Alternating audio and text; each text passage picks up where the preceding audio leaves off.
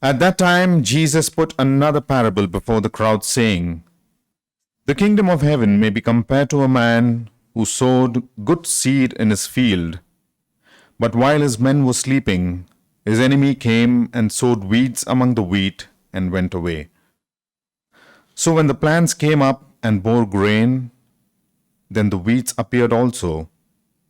And the servants of the master of the house came and said to him, 'Master, did you not sow good seed in your field? How then does it have weeds?' He said to them, 'An enemy has done this.'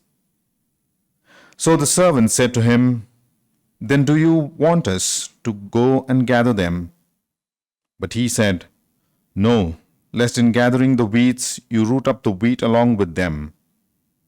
Let them grow together until the harvest, and at harvest time I will tell the reapers, gather the weeds first and bind them in bundles to be burned, and gather the wheat into my barn.'"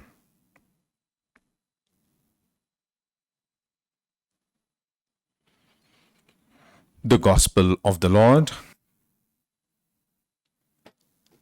My dear sisters and brothers in Jesus Christ, in our current context, when we read the newspapers or watch news in television, we hear about so many atrocities that go on,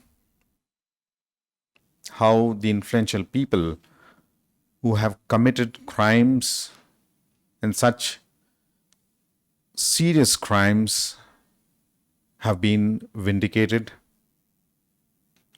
while others who are innocent continue to be trapped.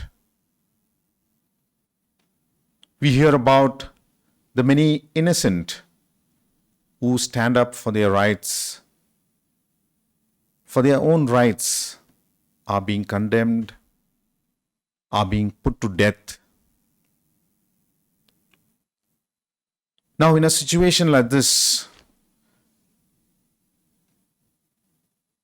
we ourselves are perhaps involved in some way or the other. It could be in a direct way or an indirect way, but we are all part of this system which has the influence over the other, the domination of the might over the weak, the power of the evil one sometimes over that which is good.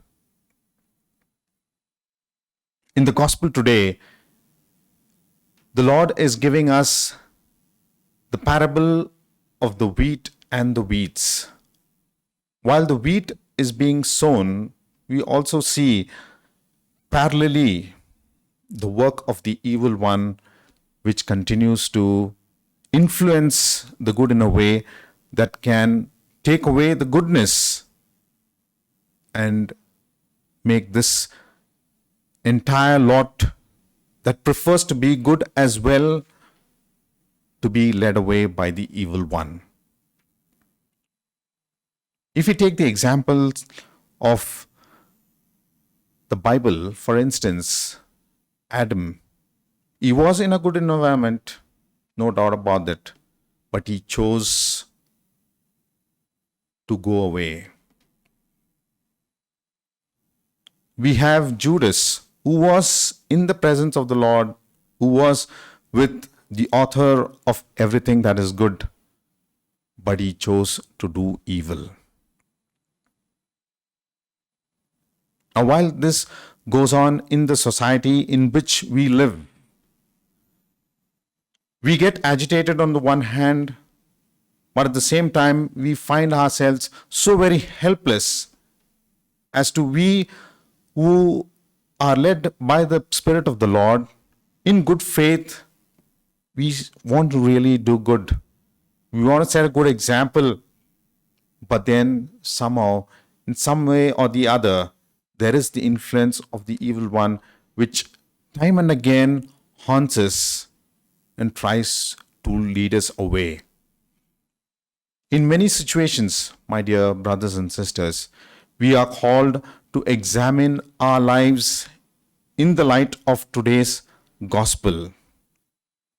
Let us not sit on judgment seat. The judgment belongs to the Lord. The battle belongs to the Lord.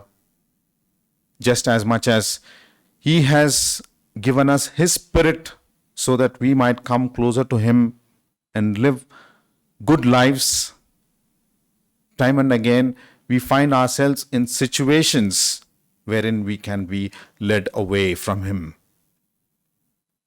But if we continue to sit on judgment seat, then we might have the righteous attitude about our own lives, and that could be disastrous. So instead of that, let us commend these people who are perhaps gone away from the grace of God, who have evil intentions. We commend them to the mercy of the Lord, because it is the Lord who can bring about conversion in the lives of these people. But we should never ever be led by them. That continues to be a challenge each and every day. Our hope is in the Lord, while we strive to do everything possible in order to be good, but we can fall time and again. But let us not be in despair. Just as we heard in the first reading, the Lord is inviting the people of Israel to come back to Him. Why do you want to exploit the poor, the orphan, the widows, and yet you come to the Lord? Examine our lives in the light of the teachings of the church. If we have gone astray in whatever ways, we have fallen many a times, but let that never hinder us to come back to the grace of God.